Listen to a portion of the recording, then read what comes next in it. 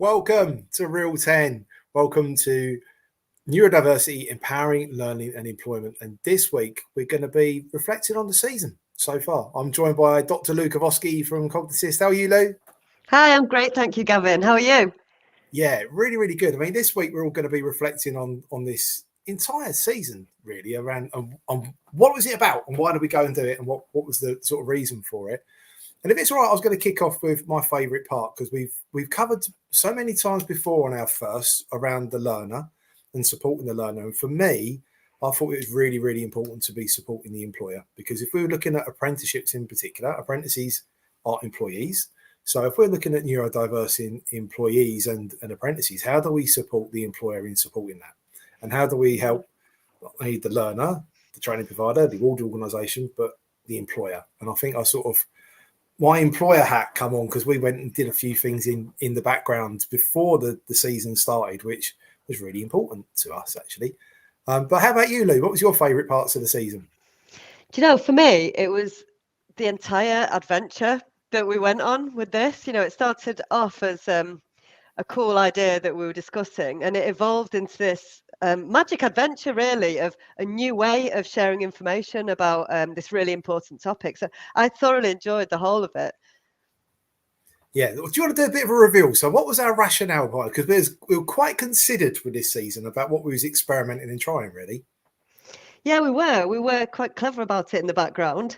We wanted to relay information through best practice, really, in terms of information delivery. So we really wanted to work with teaching, learning, and cognitive principles. Do you want me to go into a little bit of the Yeah, definitely. background, reveal a bit of the magic?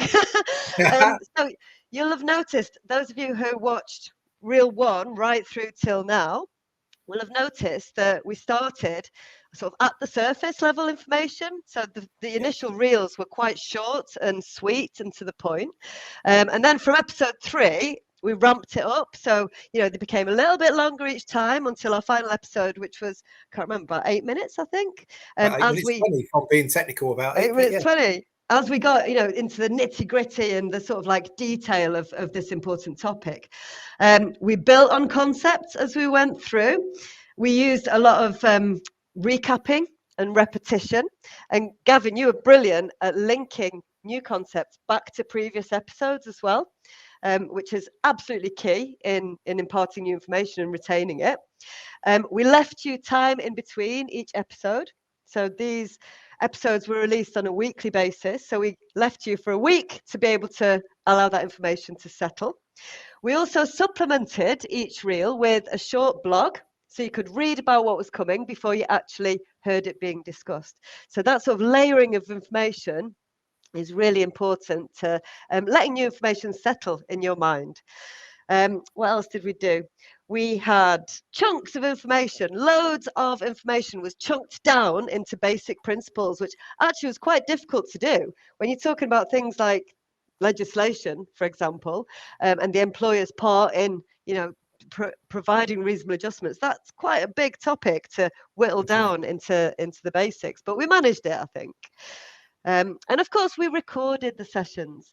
So a listener can come back and listen as many times as they need to in order to let that information be retained.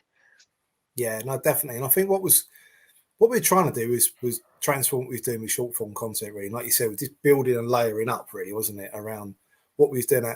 We also, you put all of our team at FE News through an assessment actually, and that was Yeah. really, really, really interesting. So, what was that like? You know, so we had the team. Some were a bit nervous, some were like really interested.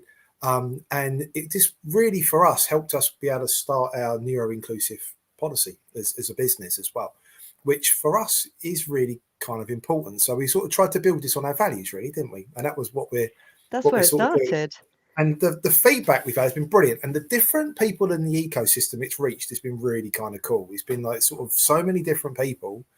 And I just wanted to say, like, thank you everyone for getting involved and for sharing this and for reaching out. And next week we've got a live Q&A with Lou. So any questions you've got at all about anything, we would love to be able to help you. And if we can't help you there and then, we'll come back and we'll call in an expert and ask them to be able to help us with stuff.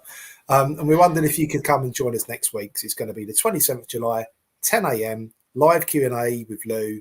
And we're going to just share different experiences of what we've gone through. So if that's to me, to ask what was it like to go starting your neuro-inclusive policy, I'll do my best to answer that. And if it's to Lou around asking anything you want to ask, I know that Lou's going to want to delve into that in much more detail.